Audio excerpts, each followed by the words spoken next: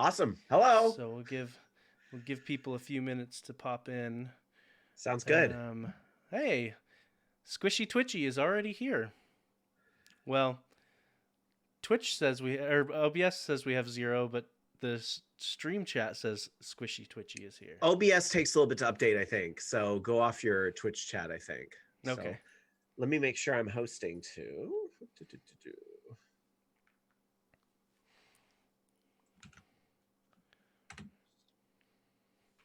Oh, speaking of hosting, let me go onto Discord and let people know we're live. We've got a bot set up to type in a command and it says okay. Smart.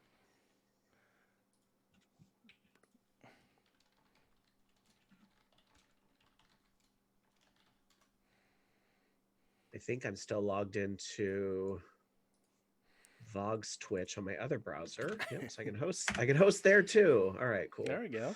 Hi, Nicole. How's it going? Can you hear both me and Robert? Hello. Robbie? I'm hopefully here. Did I tell you that our 6-month-old is named Robert? Oh, no, I didn't know that. Mm-hmm. My father-in-law's name is Robert, so... Oh, I was named after both my grandpas, so one of them was named Robert, too, so... Our son is named after both his grandpas. So... But that's why you're not allowed to call me Bob, because he was Bob. My father-in-law's Bob. We've been calling our youngest Robbie, so... That's I was called Robbie a lot when I was like in preschool, like so around the same, obviously 6 months, but like till about 4 or 5 years old. I don't know when I stopped going by Robbie. Must have been when I was a rebellious teenager or something. No, I'm Rob, not Robbie. I am not Robbie. That's right. Hey, there's Paul Klotz. Hello. Hey, Paul.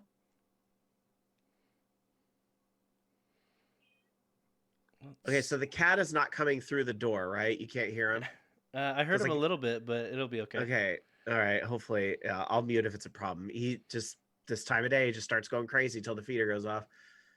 Alan should be home shortly, too, to make sure he stays quiet. It's all good. All right. Let's see. I think that's where the experiences start next week. All right. Well, if you are ready, we can go ahead and get this started. I'm good to go. You're in control. I'm just here for the ride. And Charles said he might crash the party later, but I kind of doubt it. Okay. So, we'll see. All right. Hello and welcome to the Pokemon GO Podcast, your #1 source for news, reviews, and tips and techniques to catch them all.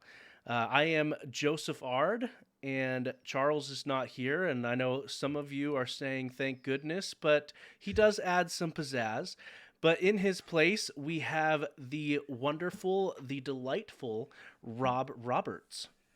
Well, now I can never take Mr. McFall's place, but I'm very happy to be here. It's been a long time. I think I guested on your show a couple years ago at this point. So thank you for having me back. It's great to be here on this. This is a big week for Pokemon. This is a big week. This is a big week in general for Pokemon, especially if you play the mainline games. This is kind of a big deal this week, especially today in particular. It's very big. Yeah. I'm honored to be here. Yeah, which it's kind of dividing for a lot of people this week, so we will see. Yeah, I mean, let people have fun. If you don't want to buy the game, then don't buy the game. Vote with your wallet. It's all good. But for those that are, really excited about, new Pokemon and playing Pokemon on their TV in many ways for the first time. I mean, you could count, Let's Go, Pikachu and all that. But, for most part, it's the mainline game for the first time on your TV. And, some people are really hyped about it. So let people enjoy things if they want. But if you don't want to, that's fine too. Don't buy it. Unless you were cool like me and had a Super Game Boy growing up, and then you could play it on your TV way back then. There is that, yes. Or, I'm sure like emulators and things of questionable legality that come from other countries at this point because patents have expired. Yeah, many ways to play the games, I guess. But the first made for a hybrid system, I guess. Yeah, and this is a little off topic, but I think the Nintendo has made I don't know, they've hit gold with this hybrid system. Yeah. It in the past, well, I mean Wii U, they lagged a little bit behind, uh, actually a lot behind. Let's face it. And so with this hybrid system, they are definitely have a competitive edge. Yeah, I think on OLR on the last show before I took a break, we because I was on vacation last week, I was in New York actually, and I went to the Nintendo World Store, believe it or not. But we had a story about how the Nintendo Switch has outsold the Super Nintendo at this point, which is quite something if you think about it, because it feels like the Super Nintendo is like the greatest system of all time, at least for It- somebody my age. But video games weren't quite as mainstream then, as they are now. It's kind of a sign of games being in more and more houses just generally. oh yeah, and the Super Nintendo definitely was a stellar system. So, Yeah, yeah, absolutely. Still an um, all-time fave. well, I guess in the past 2 years, what have all your Pokemon Go experiences been? No, what have some of your recent Pokemon Go experiences been? I have to admit, I was taking a little bit of a break from the game for a few months. And that was probably around the time that Harry Potter came out, because I started to play that for a little bit, and it was really hard to juggle 3 AR games. So for those that don't know, I should probably introduce myself a little bit. I play a variety of AR games, and I play like a lot of different Niantic games. I don't just play Pokemon Go. I am level 40 in Pokemon Go. I think I'm at about 32 million XP. I don't know, somewhere around there. But I also am level 13 recursed, if you know what that means, in Ingress. So that means basically I hit the max level in Ingress, which, as you probably all know, is Niantic's original game where all the Pokestops and gyms were originally seeded from, right? So I've played that for a long time. So recursed means I got all the way to the max level and then I started over again. That's what a recursion means. So you start all the way Okay. back to the beginning. So I'm at level 13 on my way back through for the second time. So yeah, I'm max level in 2 of Niantic's games. Tried to pick up Harry Potter, probably about like level 25, but I'm just not quite as engaged as I was in the other games. And then I think the release of Gen 5, and those Pokemon kind of recently kind of brought me back over to Pokemon Go and playing that again. So I do a lot of I play Ingress on my phone, and while I'm doing that, I do a lot of Bluetooth catching, which I know sometimes can be a little bit controversial. Not everybody's down with the Bluetooth catch, but in my opinion, if they didn't want you to do it, they wouldn't be selling it, right? But that's just my opinion. So I mean, these that's Charles's primary way to play. So, Oh, is it? Yeah. So, and that's sometimes the only way you can do it. But there's other things you can't Bluetooth, like raids and the Team Rocket stuff now. So I feel like I'm really trying to catch up on that Team Rocket stuff, especially now that there's like an event. I feel like I'm really behind on that stuff. I'm only like bronze medal on the Purifier and the Shadow. I guess 100 is a lot, isn't it? It would it take You yeah. would have to be dedicated somewhat to be there already to get like 100 Team Rockets and 100 purifiers as a result and all that. So I'm still in the bronze level. I'm sure some people out there are silver, maybe even gold. But yeah, working my way through that, just trying to enjoy this catch up on all my quests that I was kind of slacking on while I was out of it for a few months. So I just finished the Spiritomb for this year, Okay, like nice. while I was in New York a couple days ago. So there's that. And yeah, I've been slacking on the raids a little bit. Maybe I am a good fill-in for Charles tonight because I've been slacking on the raids. Hey, So, it could be worse. You could be Slack Off or Vigoroth. but I'm excited for Community Day this weekend too. So that'll be it's busy. There's so much going on Oh in yeah. Pokemon Go and mainline. It's just like so much happening right now. Well, and Niantic actually released the lineup for November, so we're going to talk about that in Awesome. later. So yeah, this is definitely going to be a crazy month as far as Pokemon in general goes. So, but yeah, so this week, in my experience, in my breakthrough box, I ended up getting a 15-14-14 Groudon. So I'm going to need to power that bad boy up a little bit. I also got Spiritomb this week, just like you had said. Um, But yeah, First, on the boxes, though, first, I have to just give a hand. Thank gosh those Flower Crown Eevees are gone. Like, they were Oh, yeah. cute the first week. Well, That's it. Then and it went on forever. and we've Charles has absolutely hated them, but they were in so many events before that it was like, Yeah. why? It's like a Pikachu with another hat. Oh, joy. So, yeah, but yeah, gone, and we've got a new rotation of, well, new being relative. It's the Gen 1 and Gen 2 legendaries that are rotating around. So, or no, not Gen 2. It's Gen 3. I'm sorry. Groudon and Kyogre are Gen 3. Yeah. But It's yeah. a good catch-up mechanic. Not everybody has been playing Pokemon Go since the beginning, so it's a good way for them to, and for the rest of us to try to get shinies. So Yeah. it's better than the Flower Crown Eevees. At least these, have a shiny chance that I'll care about. I guess technically the Flower Crown Eevees can be shiny, but it's not as exciting. Yeah, I 100% agree with that. And I think most people do. So on to our listeners' experiences of the week. This is coming from our Discord. If you want to gain access to the Discord, all of our Patreon tiers get access. So go to patreon.com/Pokemon GO Podcast to get in on that. Professor Pine is showing off that he beat all 3 of the Team Rocket leaders. Doesn't show Giovanni yet, but yeah, he took down Sierra Cliff and Arlo. So yeah, I'm hearing those guys are pretty tough. Like, in all honesty, I'm one component away from being able to do a boss fight, so I haven't done it yet. But I've been reading just all the feedback on it. It sounds like they're actually pretty challenging. Like the Team Rocket ones that are there now, not super challenging, especially if you just know the counter. Like you just kind of read what they say. Like this is going to be a wet one. Like it's like, okay, duh, they're going to be water Pokemon. So or whatever they say, you can really figure out what they're going to be using. But it sounds like these bosses give much more of a pushback, and you really have to have the right counters. there was rumors swirling today, and I don't know how credible they are, that they actually got nerfed today. So we'll have to keep our eye out for that. But a lot of people are posting lineups where they only need 1 or 2 Pokemon to take down the entire group. Oh wow. So yeah, the like Cliff, for instance, you send someone soloed Cliff with a Lucario. And so yeah, if you know the strategies, then you're good.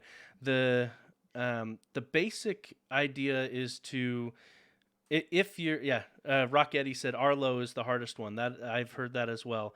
The basic strategy is you need to bait out their shields early, and we talked about that with the using the Reggies, since they have such high tanky stats, that you can build it up and bait out their shields and go from there. It is cool that they made Pokemon that aren't useful, particularly in like the raids today, useful in this. Like the Reggies is a great example, right? You don't really ever use those in the raid. There's no reason to. They can't like put out that type of damage. But it's great that they have a use for this. So it kind of, makes catching them all a little more important. 100%. And so then in the experiences of the week here in Discord, Fabian finally got himself a Heatmore. Have you found yourself a Heatmore yet, Rob? No. Ooh. A little jealous. He's a little sneaky. I've only run into one so far, and yeah, they are definitely sneaky.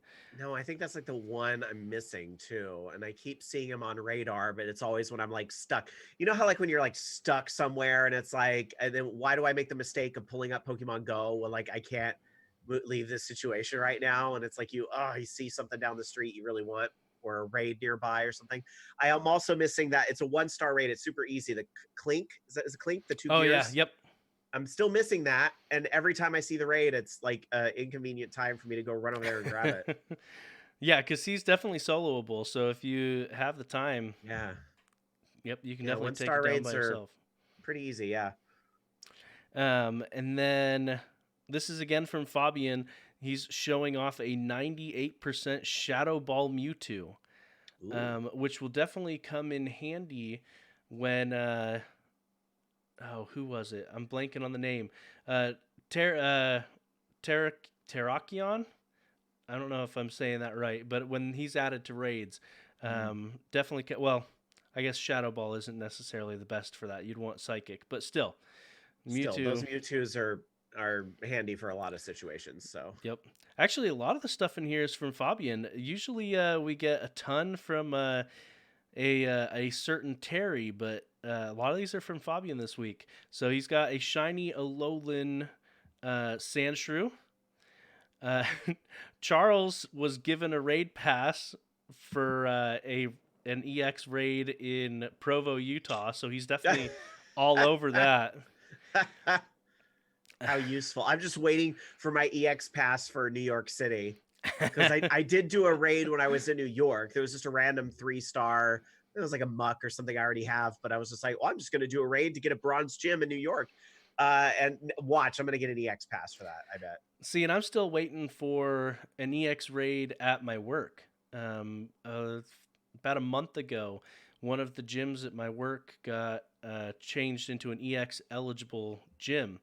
Yeah, And there was a big so, map update about a month ago yeah. because all the parks here, one of the players went through on OpenStreetMap or whatever that's called and made sure they Hmm. were all labeled as parks. And sure enough, when they did the map update about a month ago, now everything's EX eligible around here, including one not far from my house. I could walk there in like 3 minutes. It's like the one when I need to spin something every day. There's that. So it's that map update was great. Yeah, except for the reduced Pokemon a lot of people are seeing, I guess, but that's a whole nother topic. Yeah, and they keep reworking spawn points. Apparently, spawn points got reworked a bit today too. Oh, really? Wow. So yeah, they just keep tweaking it a little bit here and there. We mentioned Terry Wolf a little bit ago. He actually got a 3-star green Tauros. So it looks to be 13, 15, 14. So that's pretty nice. Shiny Tauros right there. And he's also showing off that he's started using Wayfinder, which we're going to talk about in a little bit. And I have a feeling that's a big topic this week. oh yeah, huge topic this week. And also pulled off a shiny Mankey. So Nice. there is that. But that is our experiences of the week. So why don't we go ahead and hop into the news? We mentioned that we were going to talk about the lineup for November. So why don't we go ahead and start there? If you're looking at the show notes, Rob, I skipped down a little bit to the one that says November events. You got it.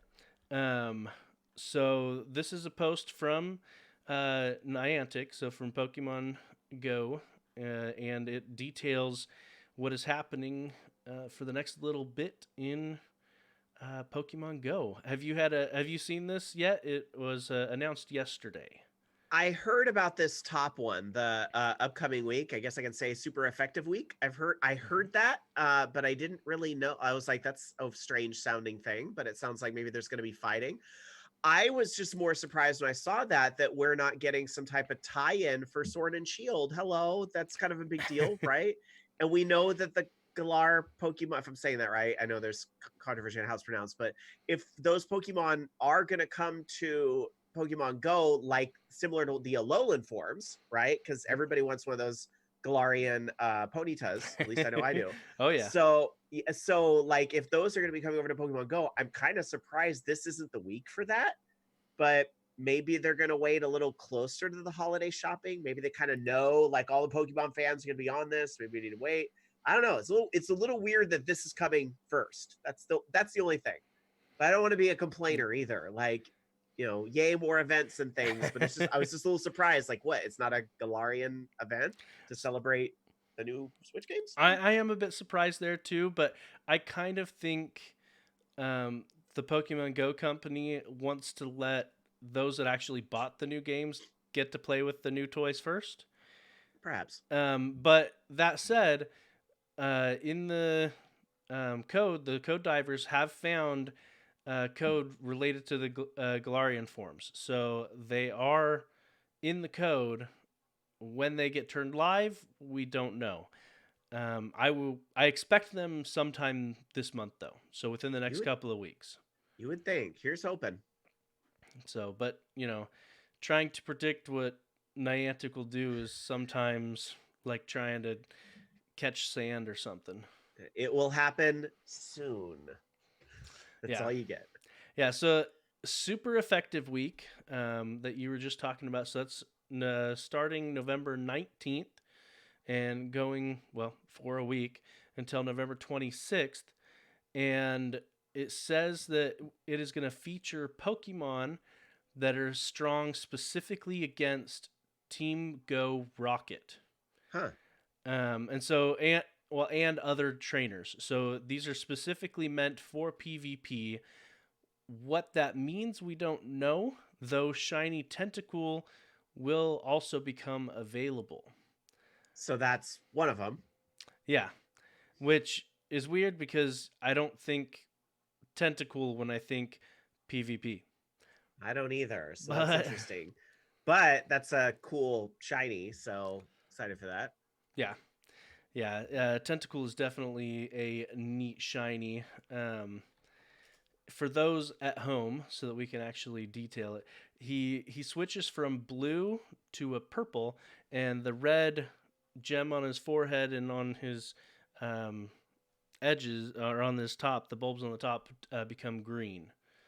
So yeah, he definitely looks cool, and that's for Tentacruel as well. Those color shifts. Apparently, so Rocketti, he's one of our more PvP oriented listeners. He says that Tentacruel, well, and by extension, I assume Tentacruel, is good for PvP, specifically for shield baiting. Oh, interesting. Oh, okay, makes sense. So, I assume that's probably in Great League, but I could be wrong. That's an assumption on my part. So the bonuses for this event. Do you want to go ahead and list what those are?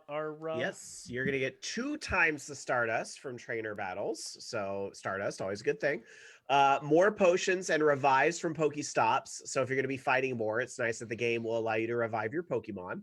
And then guaranteed charged TM from 3-star raids. So that's kind of interesting too. So I don't know about you, but I'm still holding on to a lot of those TMs just because I don't really, I haven't gone through like all of my Pokemon. Maybe like the top 20, I've made sure I have the right move sets, but the others I haven't. But if you are somebody who is still spinning for just the right move set, maybe you want your Celebi to have Celebi or Mew. Yeah, there you go. Now's the time. So no, but for real, you're gonna get more of those charged TMs. So for those of you that are spinning your moves a lot, you can get that from 3-star raids. So that's cool. Yeah, I just checked because I was curious how many I've got. I'm sitting on 24 charged TMs. Yeah. I used a ton early on to get my 6 Machamps. Since Machamps every other 5-star raid, it seems like just throw Machamps at them and you'll be fine. Right. So, but yeah, and then we mentioned him earlier. So, how much experience do you have with the Gen 5 games? Not a ton. I played them a little bit, both Black and White and Black 2 White 2. I played a little bit, but not like start to finish. So. Okay. So I have not played them at all.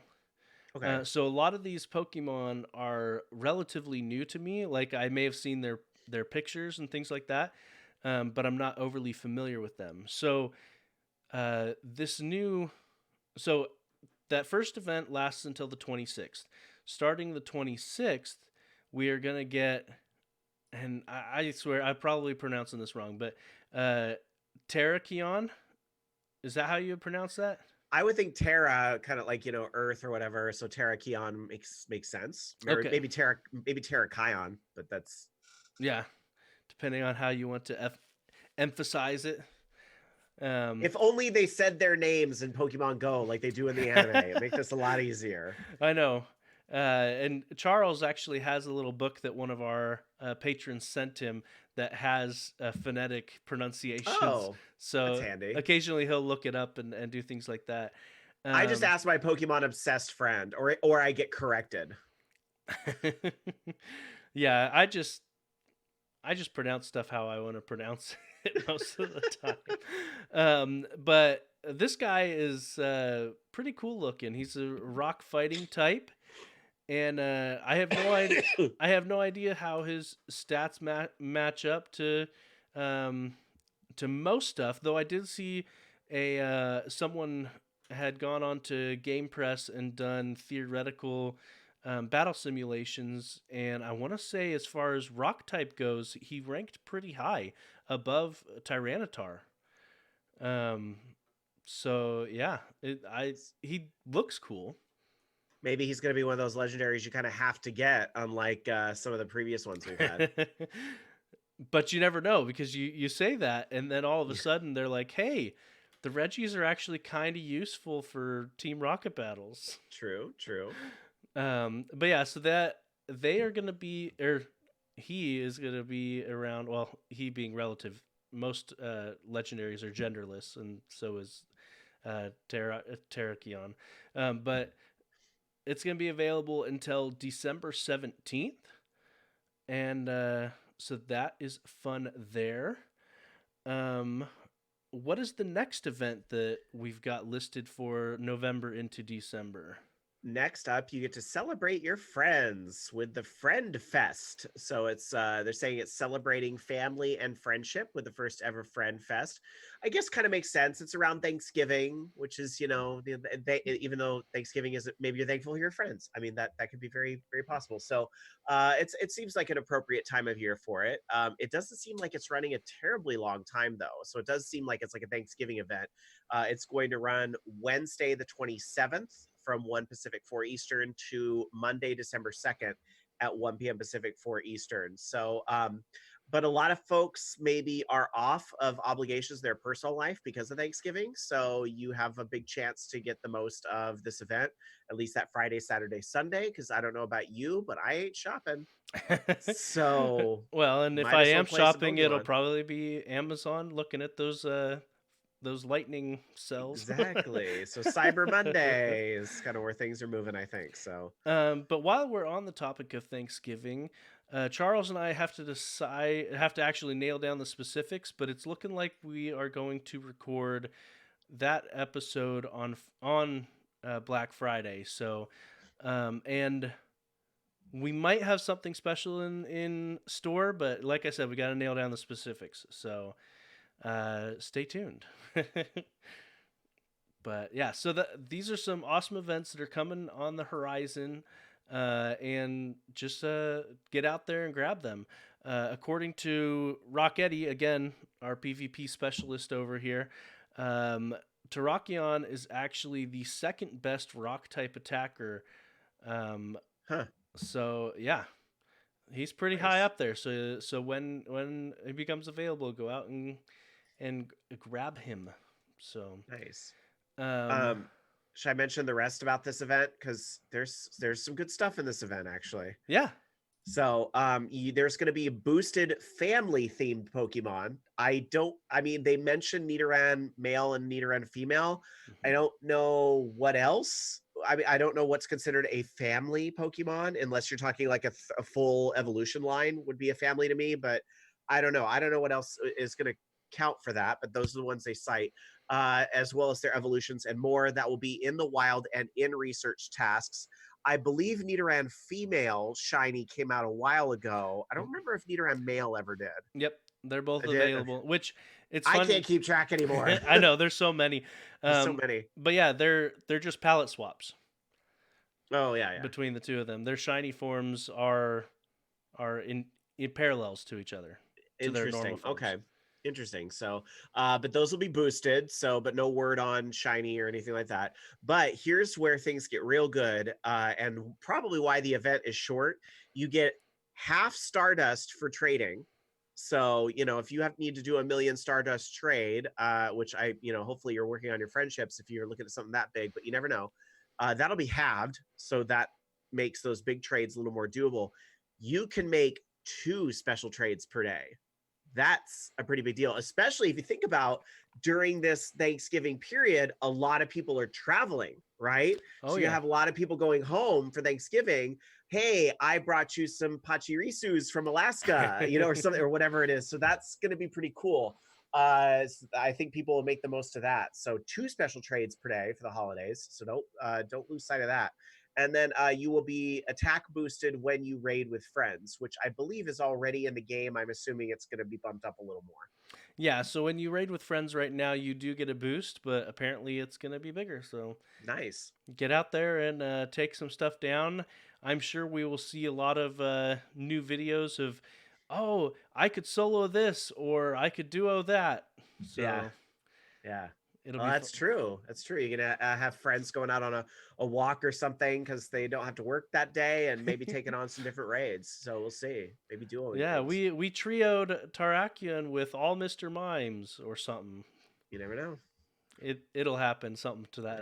that effect, I'm sure. Sure. Because Stay tuned to Reddit. yeah, well, because it does overlap with Terrakion, True. so that is there. But we are in the midst of an event right now. Well, depending on if you've finished it or not. I mean, the event is still going. The looming the shadows with the Team Rocket spawns, but the special research is we have a breakdown. Last week we had only snippets because the second task was time gated with the spin spin Pokestops 5 days in a row. But we have an infographic here that is that details all of the different the different quest lines and the rewards for those quest lines, and basically it's almost exclusively experience. At least for each individual task is what you get. Until the later ones, then you get a little bit of Stardust and some silver raspberries. But the rewards at each tier are they're okay. So how far are you in the Looming Shadows? I stopped to Purify 15 Pokemon. Okay. Yeah, that's where I'm stuck right now. So I'm on number 2 as well. I had a few days where, for the life of me, I couldn't find a shadow or a grunt to fight. So the first day it was out, I defeated 2 Team Rocket grunts, and then the next couple of days, granted I only played for maybe a half an hour each of those days, but I couldn't find a grunt. So I've got one more day left on Looming the Shadows, part 2, but then further down the line, nothing. Like, they're decent rewards, but nothing like super exciting to me. Yeah, I know. Woo, experience at level 40. Hooray. Yeah. Though I do kind of want to hurry up and reach level 40 twice before Charles reaches level 40 once. I love that. All right, cool.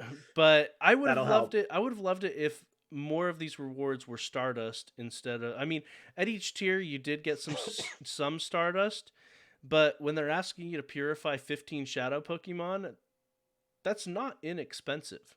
Yeah, it adds up. So, but I guess they wanted something that would be a little bit of a slow burn. What's going to be hard for me is that Ingress, which I mentioned I also play, is having a major, probably the biggest event of the year, is happening starting tomorrow. In fact, if you've never played Ingress and you're thinking like, oh, I want to check it out or I want to start, like today's the day to do it, and roll for green, enlightened, cheap plug. But I will say that there's the double AP, or I still call it XP because I'm just used to role-playing games. So it's basically what it is. A double experience event starts tomorrow, and it's to celebrate the 7th anniversary of Ingress. So it starts tomorrow morning Pacific, and it runs for a week. And double experience for every action is a lot, and it adds up quickly. So yeah, that's a huge event that those that are still playing Ingress, probably want to make the most of over the next week. So okay. yeah. Very nice. Yeah, it just stinks for trying to play multiple games because it's you can't. I mean, I can Bluetooth catch, right? I can Yep. essentially shiny hunt. That's going to be a big thing in my community day. If I Bluetooth catch while I play Ingress, I'll still walk out of community day with 3 or 4 shinies, no problem. But yeah, I'm not going to be able to do Team Rocket fights unless Pokemon is my active game, so I can see them. So Okay. Does Ingress have any Bluetooth device that goes with it? no, I think because the original base game is a little too old. It was before all of that, and Ingress Prime. So you probably heard about this. They took the old Mm-hmm. client and they sunsetted it. Hugely controversial decision within the community, but basically the engine the original was written on is no longer supported. So they had to upgrade to a new version, this Ingress Prime. And Ingress Prime is still kind of trying to work out a lot of the kinks, and we haven't seen any new features really roll out. There's been talk about like that they might have a wearable device, a Bluetooth, something like that in the future, but nothing as of yet. Yeah, I still want a Bluetooth wand for. Not that I even play it, but that might actually entice me to play Wizards Unite. It would be nice if maybe there was a universal Niantic Bluetooth of some sort, but maybe they don't want to make it too easy. I don't know.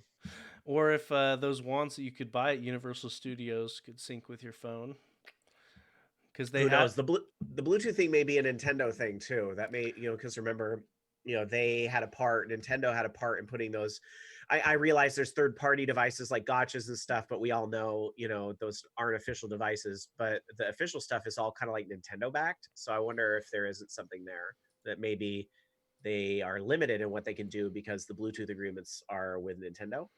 I don't That know. Just a yeah, that thought. could be because they're the ones that have been making the hardware. So they made the plus, they made the Pokeball Plus, and yeah, which we actually gave away. Were you did you participate in the tournament at DragonCon? I was not because I had a conflicting panel on the Okay. gaming track at the same time. Yeah. Okay. Yeah, we gave away a Pokeball Plus at that tournament. So Oh, nice. yep. And Charles was he was jokingly tempted to take the Mew out of it before we gave it away, but no, they got the Mew, assuming that they even have a Switch and the Let's Go games. But anyway, um, back to Team Rocket, we actually have a little article here from Niantic that details um, kind of a little Q&A or FAQ, whichever you want to talk about it, detailing some of the specifics of the Team Go Rocket. One of the things that really stuck out to me with this is that it specifically states that trainers can receive the Giovanni Special Research once per calendar month. Hmm. So that'll be interesting because so basically they're gonna keep popping up to once a month to so that we can find these quote unquote rare shadow Pokemon. Hmm. So and I guess I better get on that before November's over. and spoiler alert for those that have not finished it. We did talk briefly about this last week. Charles and I did, but you do get a Shadow Articuno when you beat Giovanni. So there we go. Hmm. I think it's a neat little feature that they put in there, though, where like you have to kind of now it's not just hunting for a particular Pokemon; it's like scanning your neighborhood for a particular place where Giovanni's hiding. That's kind of neat. I mean, hopefully he's not hiding in the gated community. I'm sure there's horror stories of that happening around, but maybe he must move around a little bit just to be sure everybody can find him at some point. Oh yeah, and there's decoys as well. So your radar will say he's there, and you'll show up, and it's just one of his grunts. Hmm. But yeah, it's a neat mechanic. They really need to iron out the bugs that are with it, though. People keep getting stuck in an overhead view or a lot of weird behavior that goes with it. I agree with Rock Eddie in the chat that subsequent months they will probably rotate which legendary we can get a shadow of. That would make a lot of sense. They've got a lot of older legendaries at this point they can move through. So make a lot of sense for that to be like a second way to get legendaries again for new people. You know, you got to remember there's new people picking up Pokemon Go all the time that maybe just didn't catch on to, or coming back maybe from the original, wave. And so there's should be a way for them to get the legendary birds too. So that's yeah, makes sense. And it's something new for the rest of us, like having a shadow bird. Yeah, and I would guess that the next one will be Zapdos, based on the fact that it goes Articuno, Zapdos, Moltres, Uno, Dos, Tres. Yep. So, but the way they rolled about in the game originally, if I remember right, was Articuno Moltres, because of the that very, very first Pokemon Go event where like Mystic did the best. So they got the Articunos first, and then it was Valor was after that. So they could mix it up. I mean, you can't expect Niantic to always do things that'll make sense. So that is 100% the truth. So, but yeah.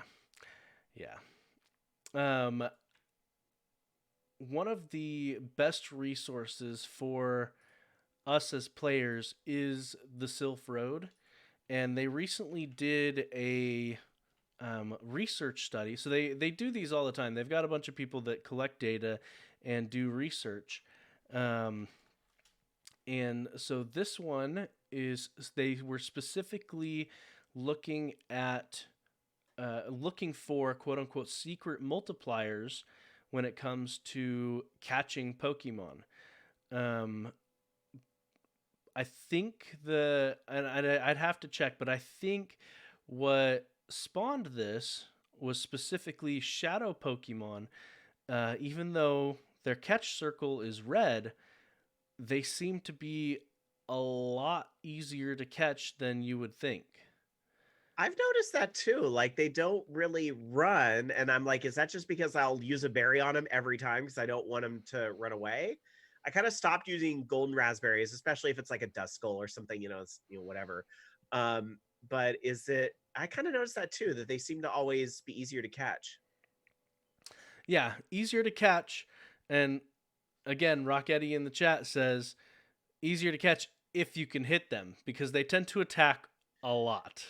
Yeah, I pretty much say screw it to the circle because I just throw right after an attack motion to make sure that I connect. Because yeah, it's way too hard to time it with the circle too. They attack so much. I guess maybe a use for those NAB berries though. Yep. Yeah, one of the uses of the NABs to hit them, and also if you're going for one of those streaks. So if you needed like 3 great throws in a row or things like that, then throwing in a NAB is definitely worth it.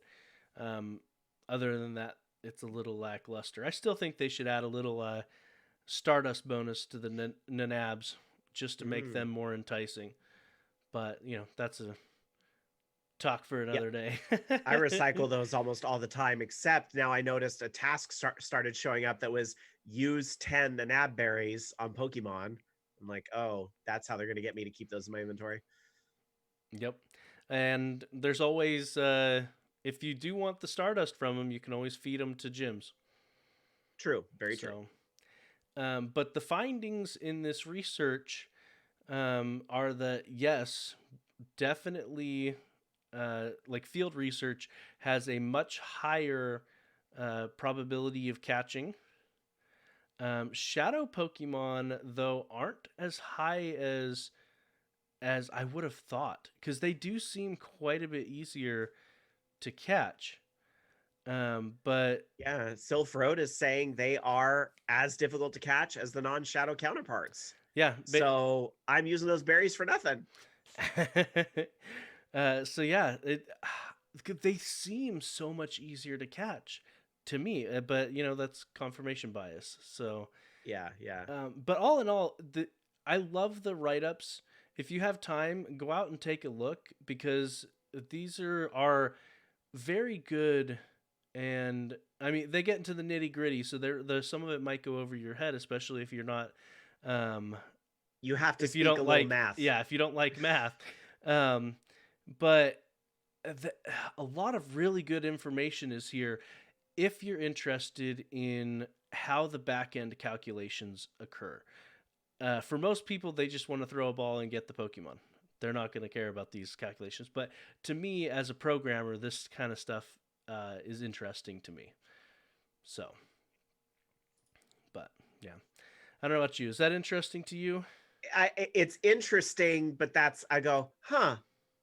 All right, that's about it. Yeah, I don't dive into the full math behind it because look, either the game's gonna give it to me or it's not. So, and if it doesn't give me what I want, then blame Niantic, right? Yep, pretty Curse the much. Poke Gods. So, I haven't been keeping up to date on the Galarian forms. Does Meowth have a Galarian form, or is it just I the I believe so. the big one, right? The Dynamax, I think it is. Gigantamax? Is it There Dynamax? there is that, but I believe there's a Galarian Meowth as well. Because there's a um, because that would give him 3 different forms. Because he's got Yeah. his normal one. Oh yeah, he's got the little it's the little like he's like got a big beard and like little claw hands looking thing and like the Viking Oh. horns. So he's got a different appearance too. Okay. Jacket K calls it the chunker form. Yeah.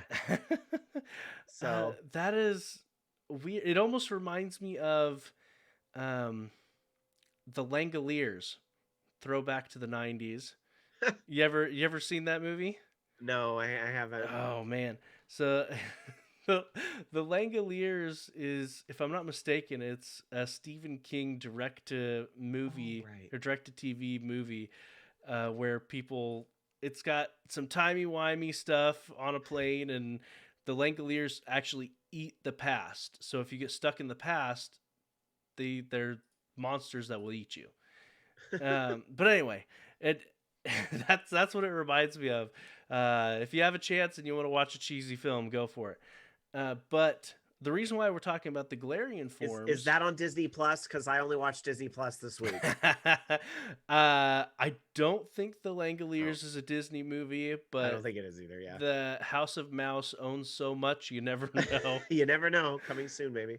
But the Galarian forms, their statistics have been found and noted, and there is a infographic that I posted in the stream chat here that details those different forms, what their abilities, what their stats will be, and the moves are theorized. Those haven't been found in the code just yet, as far as I know. But seeing their max CP specifically, since that's the main stat that we measure by, is pretty interesting in and of itself. Like Darmanitan, his Zen mode has almost 4,000 as its max CP. Yeah. Wow. Yeah. But yeah, it'll be interesting to see these. Which I know you're very excited for Ponyta, but other than Ponyta, which ones are you most excited for? I want to see the Mr. Mime, and I think the new one's Mr. Rhyme. So those look kind of funny, very very different. And I think the wheezing and the that looks like the smokestack and everything is kind of funny. So yeah, Yeah, the I top like how hat like smoke. yeah they've gone like in a completely different direction. So I'm kind of into it. What is so? I know that the different areas are based off of real world locations. Where is Galeria? I believe it's like Europe because it's like castles and things like that. So it's like like older Europe basically. And I think some of the maybe like Stonehenge and stuff is being referenced by like what you could. I don't know if they can see behind because I know you cropped it down to a circle for the Twitch feed, but some of the like patterns in the ground and stuff might be based on that. So I think it's like Okay. an ancient old Europe, I guess would be what it is. Okay. Interesting. But not like Paris because that was X and Y was Paris. So I think it's more like an old old-timey-wimey. Old-timey-wimey England Mm-hmm. type stuff. Okay. Yep. Okay. I really need a Pokemon with a monocle. So I'm surprised. I'm surprised that isn't one of the Galarian forms. yeah, why doesn't Sir Fetchit have a monocle with his sword and shield? Unfortunately, I'm not Nintendo. I cannot answer that question. Well, all right, fine. But yeah, so those, like we've been saying, those forms have been found in the code, so expect them any day now. I mean, they could, with Niantic, they could just flip the switch whenever they feel like it. Yeah, who knows what they're doing? They might show up tomorrow randomly. Who knows? Yeah, yeah, you never know. You never know. But speaking of tomorrow, we've talked a little bit about some of the different events that are coming up because we had that breakdown. But we do have an infographic from Wonderful One, who makes some excellent infographics detailing what is coming up. But the Chimchar Community Day, as a reminder, that is this weekend on the 16th, so Saturday. Again, that's 11 a.m. to 2 p.m. local time. And the special move is Blast Burn. So I don't think anyone is surprised at that. I think almost all of the other events we have already talked about when we did the breakdown of what's coming up in November. Though it apparently Spinda number 1 is going to replace Spinda number 3. So if you haven't, I mean, I don't know about you. I'm not really too into the different Spinda forms, but I was the first couple months, and then those research tasks got so hard to find. I just kind of let it. I let it fall apart. It's like one of those you missed 1 month, and then up it all fell apart from there. I didn't collect them all. I'm done. I'm out of Yep, here. pretty much. Pretty much. But yeah, it gives a good little rundown of the different events that are here. So if you wanted to see that infographic, we will have a link to it in our show notes.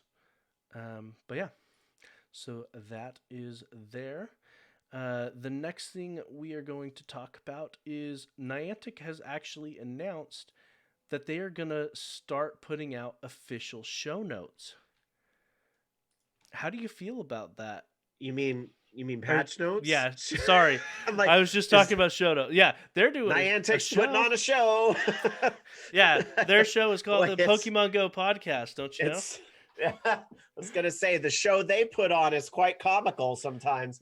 Yeah, no, they're gonna put out the official patch notes, which they've been doing that for Ingress for Prime for a little bit. So this doesn't totally surprise me. I think it's good. That transparency is good, and they're not dumb. They know it's being data mined anyway, so they might as well try to put out the official patch notes to maybe minimize the noise a little bit more on the data mining. People won't be seeking out the data mining as much because, oh, it's all right in front of me. What I need to know is right here. But maybe they will still hide some really good stuff in there. But if people think they're getting everything from the patch notes, who knows? Maybe that's the conspiracy theorist to me a little more. But I think it's good. It's been great for Ingress Prime, just being able to see the things they fixed with every release. So not hugely surprised. I believe Wizards Unite has been doing patch notes too, if I'm not mistaken. So it's about time for Pokemon, honestly. I haven't been paying attention to Wizards Unite, but yeah. I mean, so many companies do really good patch notes. Looking at the ones that they put out for release 0.161, it's, I mean, they're kind of generic. I'm kind of sad that there's not minor text fixes listed, but you know, it is what it is. It is neat to know some of the stuff maybe more under the hood that data mining doesn't catch. So who knows? Like uncaught forms of Deoxys are now visible in the Pokédex. Would data mining have shown that? I don't know. So it's kind of nice to know that some of that stuff is getting fixed too. Yep. Yeah, because that Pokemon Go Plus, it's still causing issues for a lot of people, and they're still investigating. Apparently, with this last patch, they put in some more fixes, but there's still people having issues. So Yeah.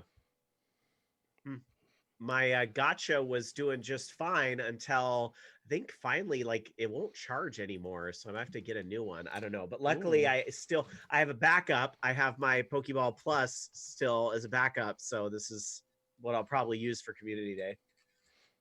there you go. Yeah, I prefer the haptic feedback available with the Plus itself. I have a Hmm. Plus and a Gotcha, and so I gave the Gotcha to my wife quite a while ago.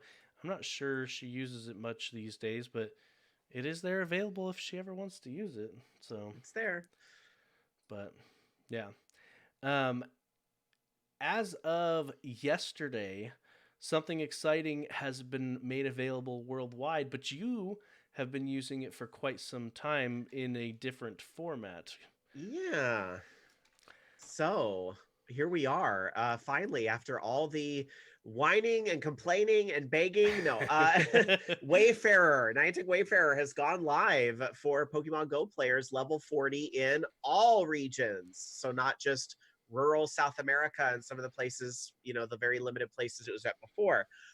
You in your neighborhood and small town USA can go forth and submit Pokestops.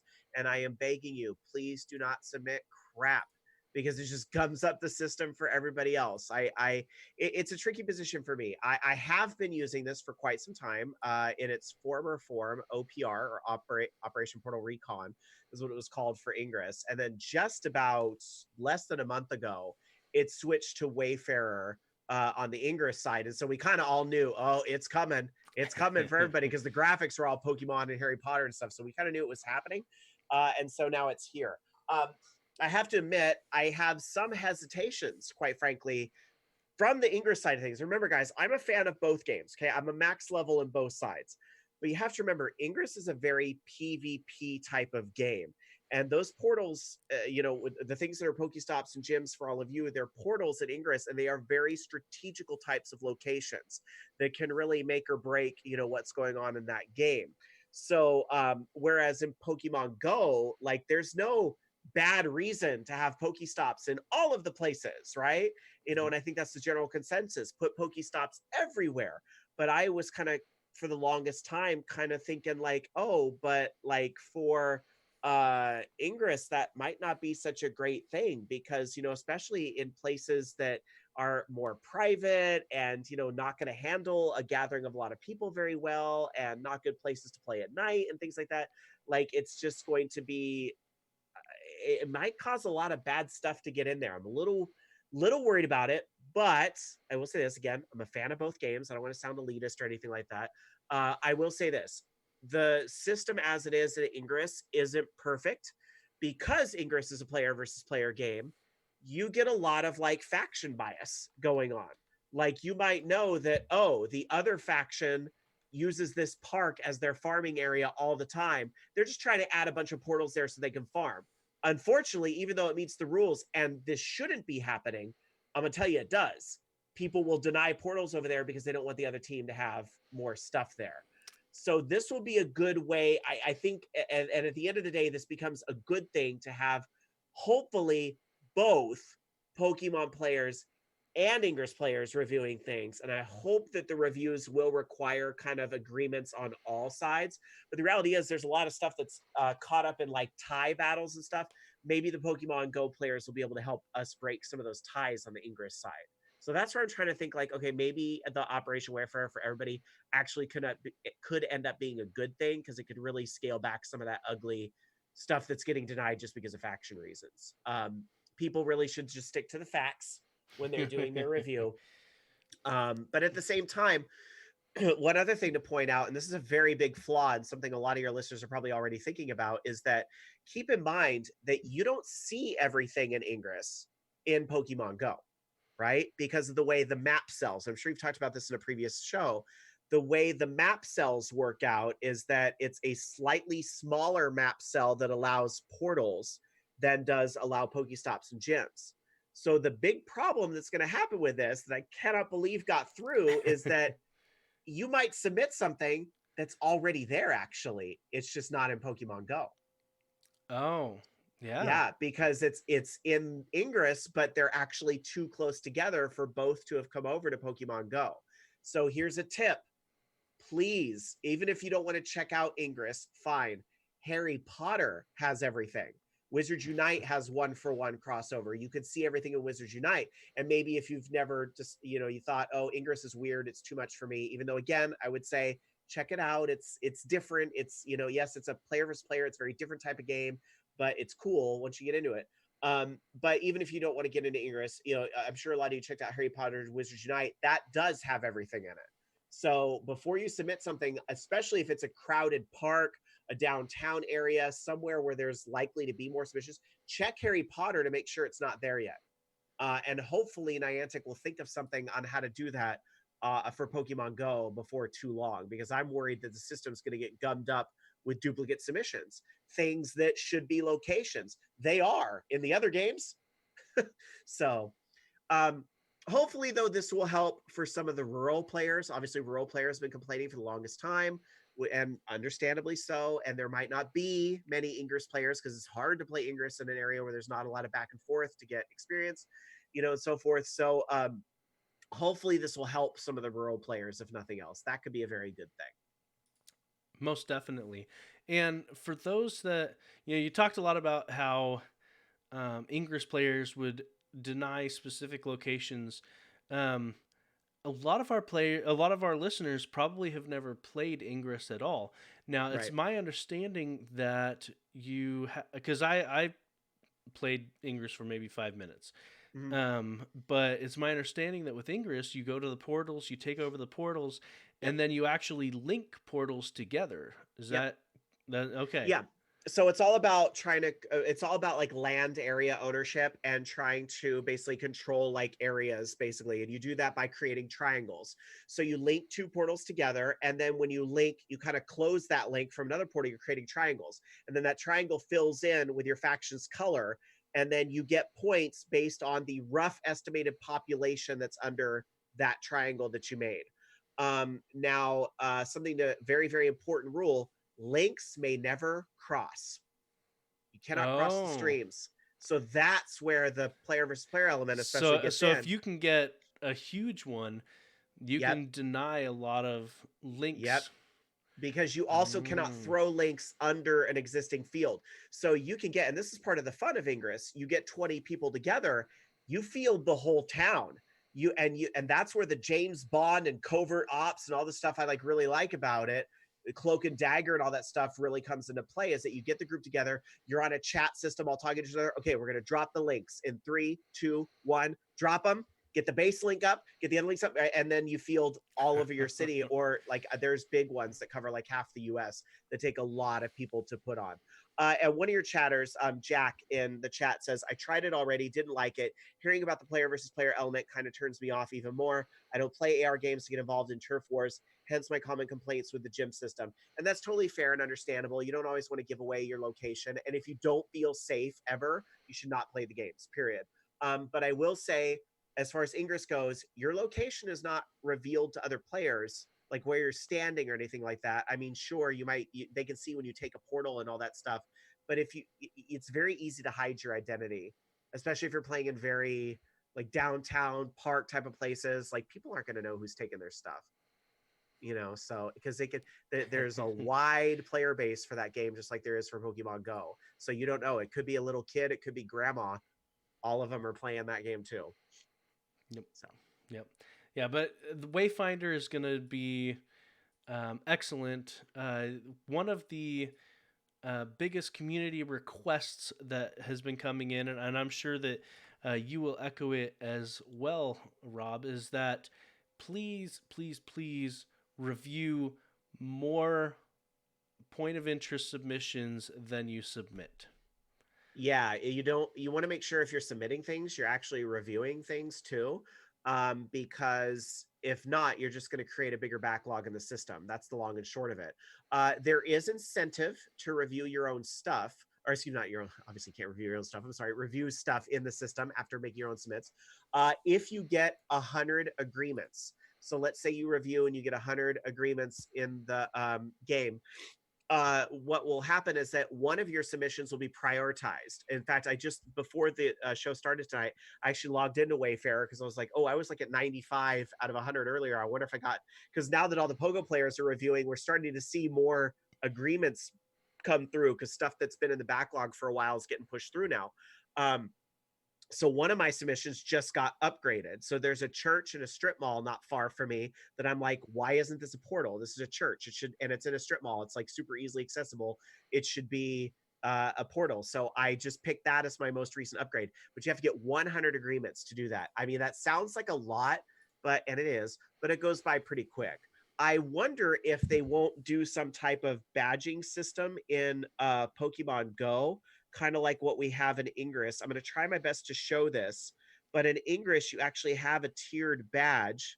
Of course, now that I want to see something in this game, I'm getting like the endless loading screen, but you get like a little tiered badge that shows you, like, you know, you get a bronze if you've gotten, I think, like 500 agreements, a silver for 1,000 and so forth. And that kind of goes on your profile with different stats as well. Let me see if I can, there we go. Okay, I just had to do it twice. I just had to turn it off and then on again. So let me see, I'm doing my best to show it in there, but you can see it actually shows, okay, Recon, there's the badge. So that's how many agreements I have right now in the game. So they might do something like that in Pokemon Go where you get a badge there too. I don't know. Yeah, Who knows? and for our podcast listeners, you have almost yes. almost 1,800 agreements. So yeah, and that's small fry. Like one of my good buddies that I met through Ingress, she has her Onyx, which is 10,000 agreements. That's a handful of agreements right there. She's very good at going in there on her phone and she'll review a few, and she's very into it. Like that's almost the meta game for her. And the one other thing I will say about Ingress is that you can kind of pick your meta game too.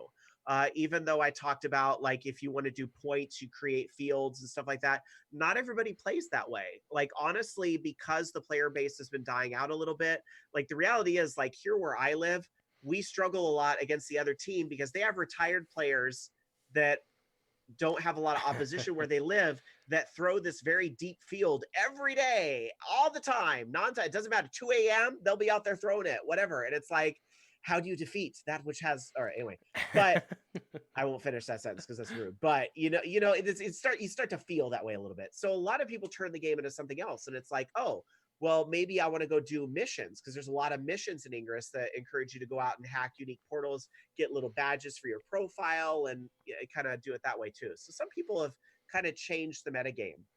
There's big live events too that are essentially player versus player events. We just had one here where I live in Sacramento. It was huge. We had, I think it was about 600 people were here on October 12th for what they called Umbra, was the name of the anomaly. And there was one here in Sacramento, and the same day they had it here in Sacramento, they had one in Brooklyn and in Guadalajara. So they have like kind of mirroring events all around. Okay. So yeah, Ingress is amazing. Give it a try if you have that opportunity, but definitely get out there and start reviewing point of interest on Wayfinder, or Wayfarer, sorry. Wayfarer. I keep calling it Wayfinder. Wayfarer. The link is wayfarer.nianticlabs.com. If you're level 40. If you're not level 40, you don't have it. Charles. They might lower that, because they have for other features. I don't know. I don't know what Niantic plans to do with where they're going to set the bar with that. Yep. Apparently, Civilian on Base has reviewed over 2,000 already. So, yeah. Yeah, I haven't looked at my reviews because, I have 1,800 agreements, but I have, to give you an idea, so I've reviewed in total 2,725. I'm looking at right now. So yeah, and I still have a good rating, so it's not like I'm disagreeing against the grain that much. I think there's just a lot of stuff that gets held up. It's in tie votes, or something else weird happens, or what have you. Yep. And then we do have another source here, but I think we're just going to link it in the show notes. Basically, it is a deep dive into S2 cells and what that means as far as point of interests, and how heavily populated point of interest can be in the games. It also talks about open street maps. It talks about parks. It talks about different I think that also gets into a little lands. bit of what I was talking about a minute ago about how the Mhm. portals and the Pokestops are determined differently between the two games, causing potential duplicate situation. Yep. And that'll be linked in chat if you are interested in that. We've already gone into a lot of technical things this show, and we are running a little bit late, so we will leave that in the show notes to review at your leisure. Um, so we are Pokemon Go Podcast. You know, if you've been here this long and didn't realize that, maybe you should stop getting distracted so much. No, I'm just kidding. So, Pokemon Go Podcast, we have a Patreon page, patreon.com/Pokemon Go Podcast. You can hop in there. All of our tiers have Discord access. I'm actually starting to, probably within the next couple of weeks, I'm going to send out a little something to our top tier patrons. So if you want to get in on that, it's going to be coming in the mail here in a couple of weeks. Based on past experience, I say a couple of weeks, so it'll probably be more like 3 or 4 weeks, but it gives you more time to get in on it. And so it's my, for those that have been our top tier patrons for a while, it's something I've done for the past couple of years, where I've hand painted something for the patrons. So, but yeah, so that is awesome in and of itself. We are also in the process of transitioning over to a new podcast host, and with that, we will start having an ad that plays. And our patrons will have an ad-free experience. So if you want to get an ad-free experience, you can hop over to Patreon and do that. It is a certain time of the show where well, do you know what time it is Rob? Do you happen to know? I'm not sure if you've listened lately. I forget the name of the segment, but I know you like to spotlight a Pokemon every week. Yes. And we haven't had that this week. Okay, you're still doing that. Okay, good. Yep. And so it is time for random trivia. And this week, you know, we've talked about him quite a bit, but I thought I would talk even more about Terrakion. He is the cavern Pokemon.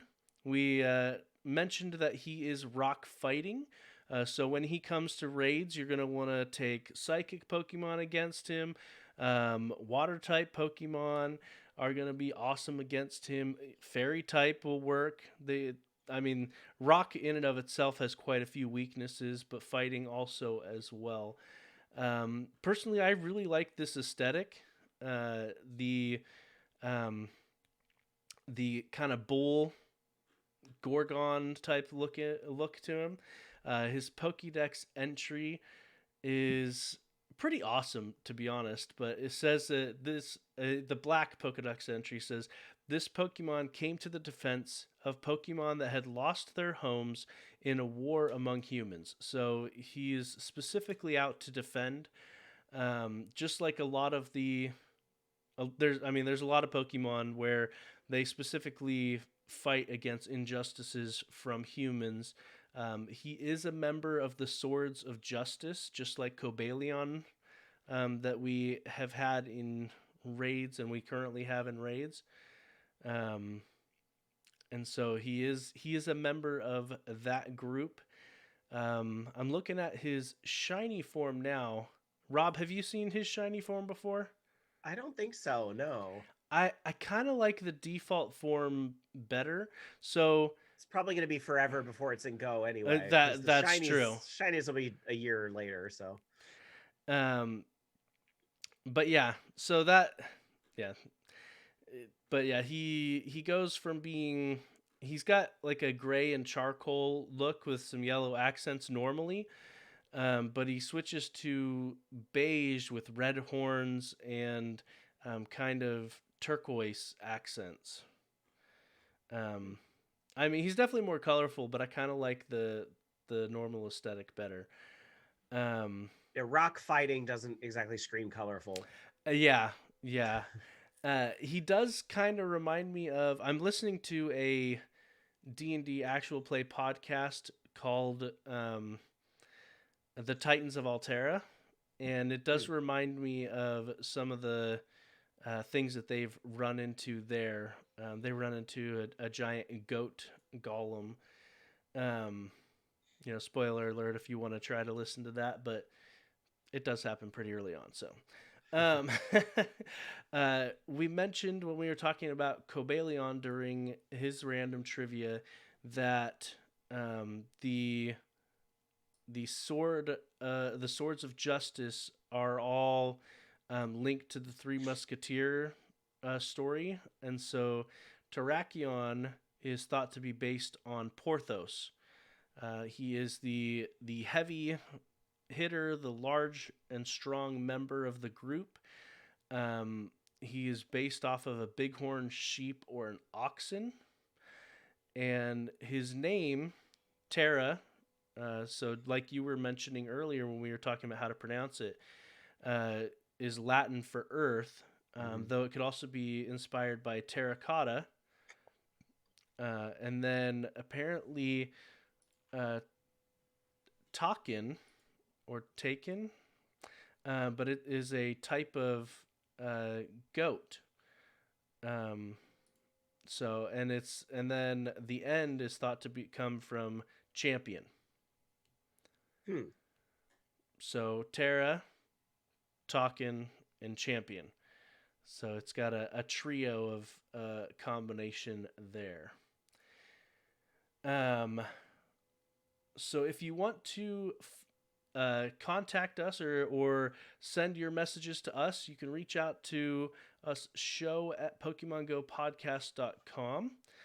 You can go to PokemonGoPodcast.com and click on the green speak pipe button in order to leave us a voice message. I know that someone was trying to today but didn't quite get around to it, but we love to hear from you. So get out there and leave us a speak pipe with your thoughts, especially give us your thoughts on Wayfinder.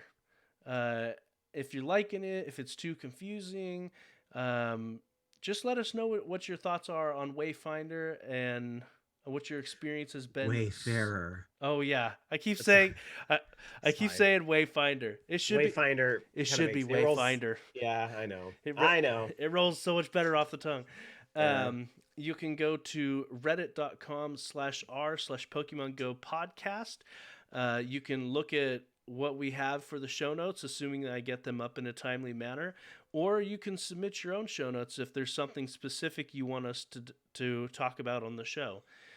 You can find us on Facebook at Pokemon Go Podcast. You can find us on Twitter at Pokemon Go Pod.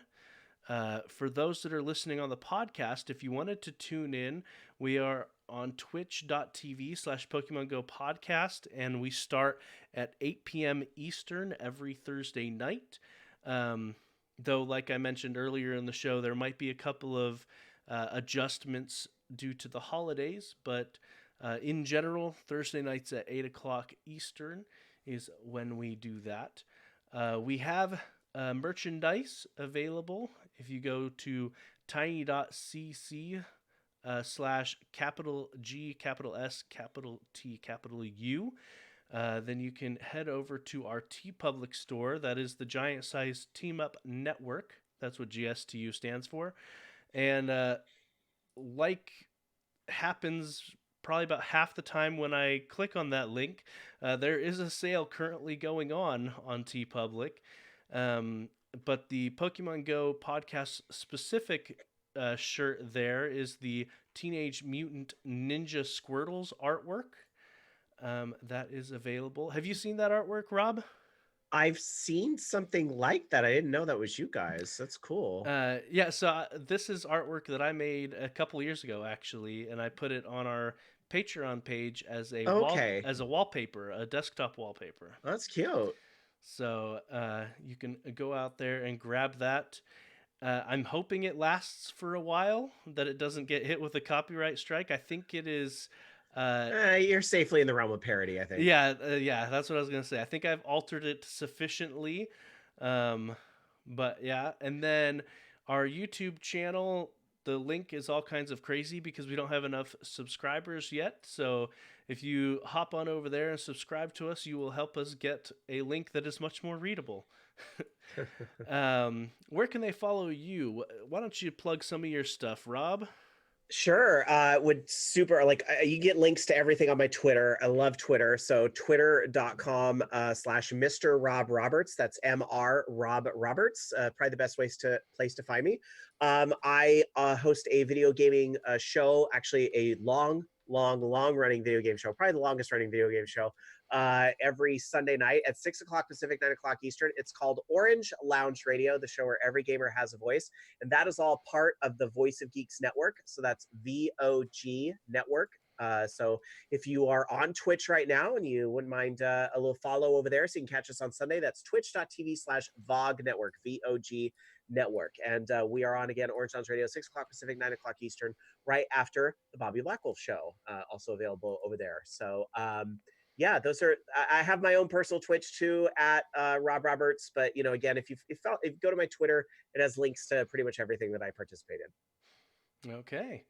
And again, that is at Mr. Rob Roberts. And let's just face it, Rob is awesome. So get out there and give him a follow. Much. No, you're awesome for having me here this week. On such a monumentous occasion. Thank you so much. You can follow me at Joseph_Ard. And if you really want to follow Charles, even though he's not here, and you know, he is fun sometimes, but you can follow him at Rock God of Pod.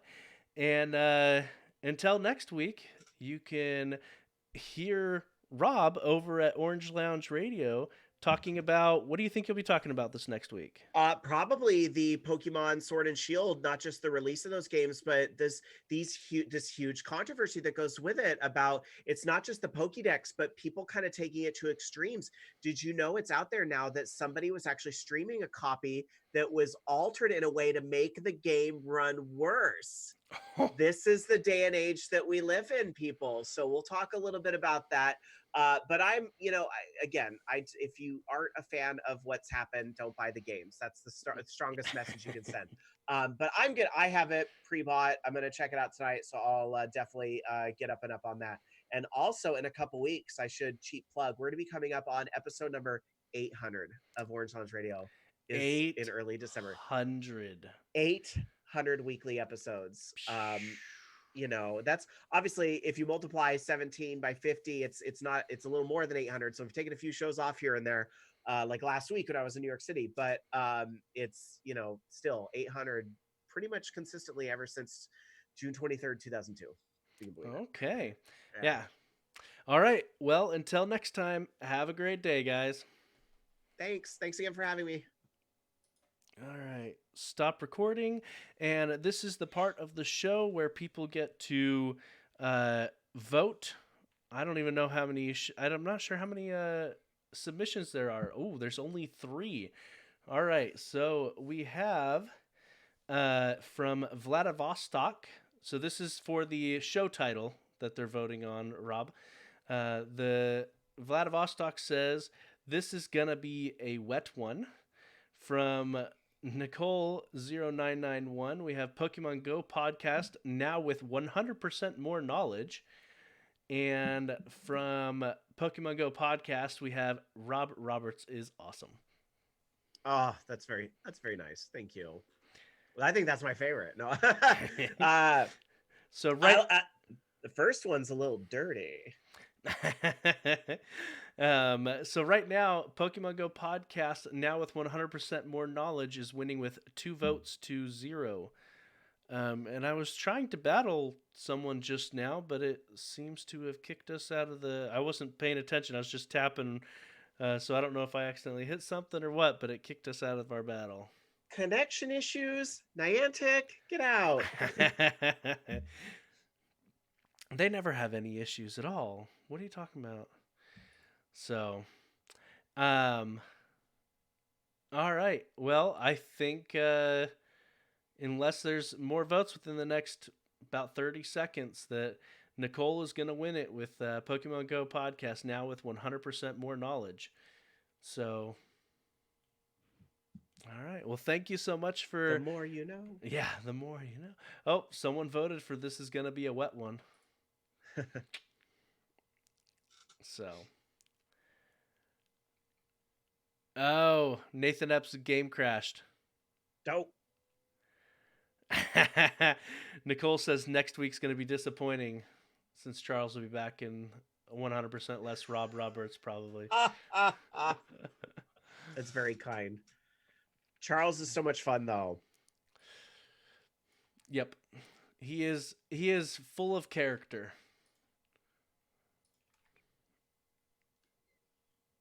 Only how much longer till Dragon Con until we all get to hang out again? Only what, 10 more months till Dragon Con? Yep. And there's a chance I might be living somewhere else, but if I am living somewhere else, I've already got a carpool buddy. Nice. So ZClear27, you can add me as a friend if you'd like.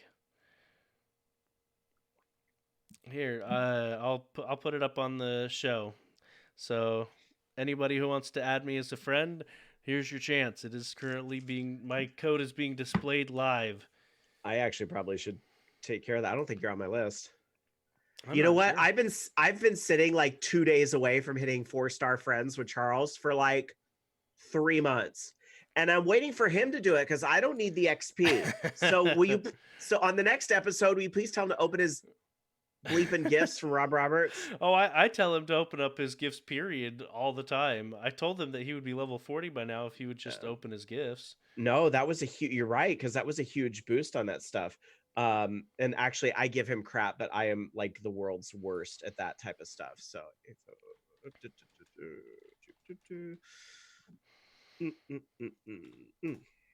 okay, sent from me. OMG, it's Rob. It's me. OMG. All right, let's see if I've got any new friend requests. I've got 2 from you and ZClear. There it is. All right, there we go. Hey, we helped you finish a little quest there. Oh yeah, it's one that I've been sitting on my backlog, not even caring about. So, but yeah, so what I've been doing lately, and I should probably mention this on the show at some point, but I've been sorting by my lowest friendship and giving gifts and trying to figure out who's even playing anymore. And so people who haven't sent me anything in a while, haven't sent me a gift or haven't opened the gift that I sent them, if it's been like a week, I've been clearing them out of my friends list. So yeah, it's hard. I'm just about to hit that limit myself, and I'm like, uh-oh, I'm gonna have to start pruning people, which is no fun. But yep. All right. And then they had to go and do that lucky friend thing. I can't even prune the 4-star people because, yeah, you never know when you might hit lucky friends with somebody. Yep. They really need to make it so that if you hit lucky friends, you can trade long distance. Mm-hmm. But all right. Well, good night, everyone. And